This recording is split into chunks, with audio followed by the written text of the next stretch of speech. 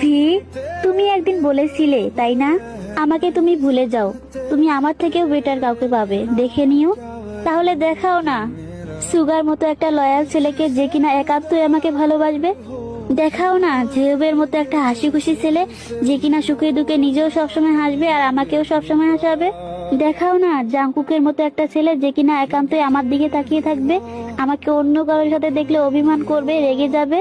দেখাও না কিম নামজনের মতো একটা মেধাবী ছেলে, যে কিনা মেয়েদেরকে সম্মান করা শেখাবে, যার ভালোবাসা দিয়ে আমার পরিবারটাকে আগলে রাখবে। দেখাও না জিনের মতো একটা ছেলে, যে কিনা নিজে কম খেয়ে আমার জন্য খাবার রাখবে, যাতে আমার কষ্ট না হয়। দেখাও না তোমার মতো একটা ছেলে, যে কিনা সবসময় আমার সাথে দুষ্টামি করবে, আমাকে রাগানোর চেষ্টা করবে, যার সাথে আমি সবসময় ঝগড়া করব।